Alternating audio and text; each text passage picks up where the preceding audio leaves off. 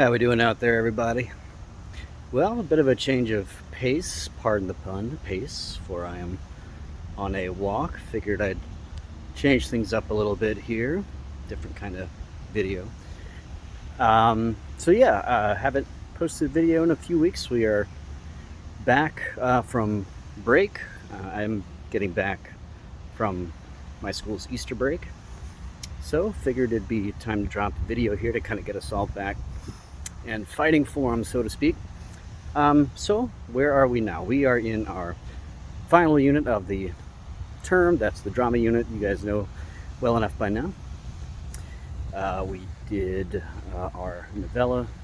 Speaking of which, I read all of your stories, and a lot of them were, well, they were all very good efforts, but some of them especially were pretty dynamite. I don't know if you guys have a publication at your school for your creative writing. The college used to have one. I kind of helped found it, GNTC Mountain Review, 5-6 years ago. I don't know if it's still active or not. But yeah, if I left you a note about, hey, bang on story there, way to go, because some of them were very creative, and you guys did a really good job at interpreting your area of inspiration, whether you took inspiration from Gregor's plight or Greta's plight, and they have some overlap. Some of you did both.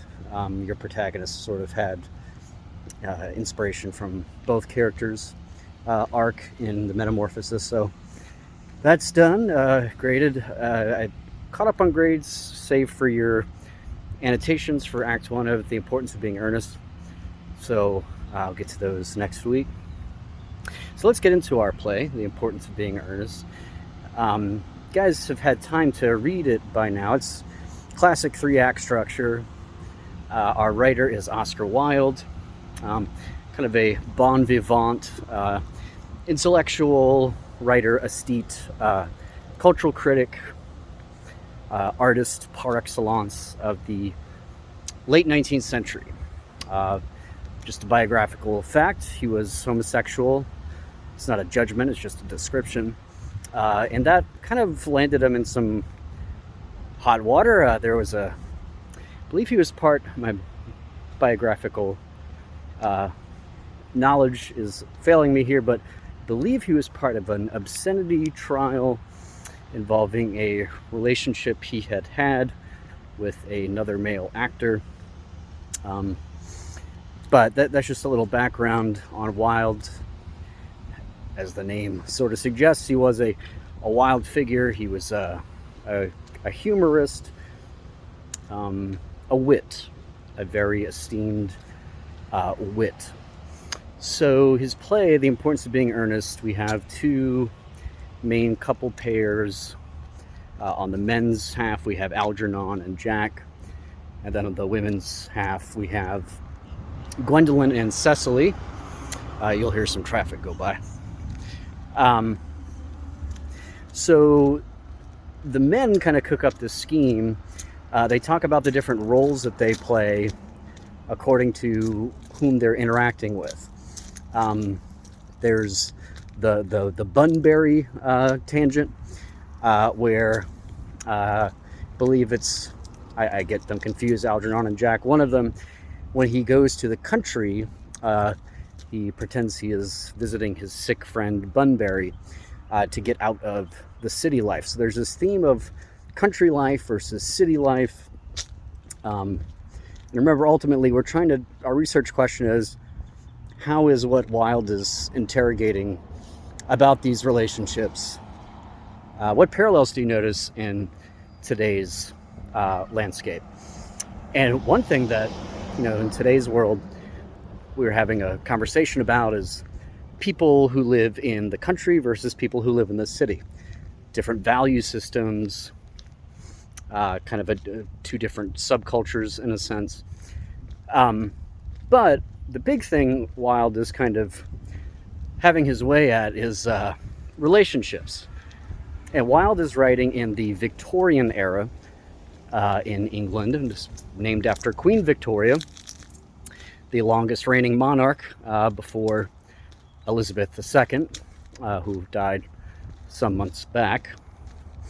So during Victoria's reign, it was if you hear someone say the adjective Victorian, they're talking about the time period, but they're also talking about a certain moral uprightness, certain propriety, rectitude that was very much the way of the day in Victorian England in the later part of the 19th century. So Victorian culture, it's a lot to do with being upright and morally pure. There's that famous description of they were very wary about even exposing the legs of tables, that was too risque.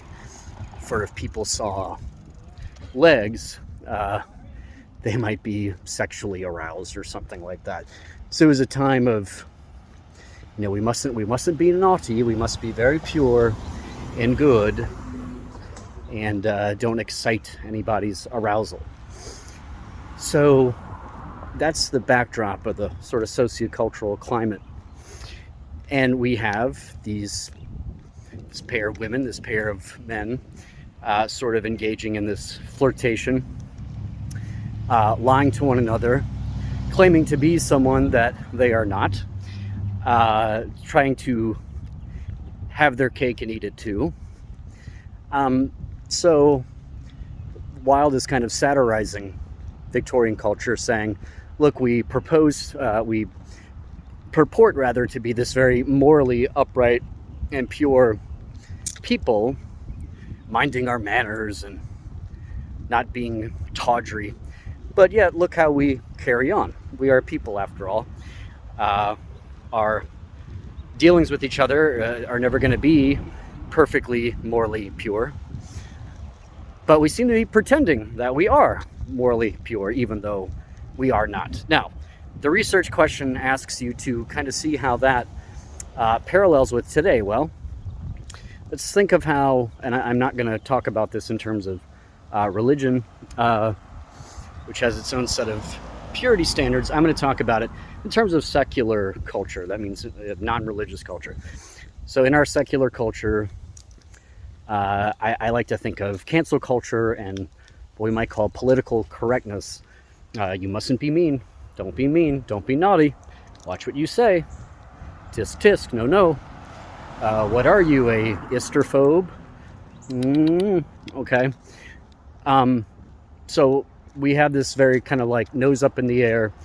I'm not a bad person. I'm not an isterphobe. Oh, really? Trying to adopt by this new Victorian world we're living in, trying to subscribe to all those mores and norms. It's almost impossible to be a purely good person. And that's what Wilde is saying about his own time. No one is perfectly pure or good. We are lowlifes in a lot of ways, trying to get one over on one another. And aren't we doing that in relationships today? Isn't that what hookup culture is? Just trying to gratify our own physical pleasures, treating people as though they're disposable. And that's all going on with the backdrop of, well, we're very progressive and morally upright people. No istophobes here. No, no, no. Okay. Give me a break, some might say. Okay. So there's an irony there.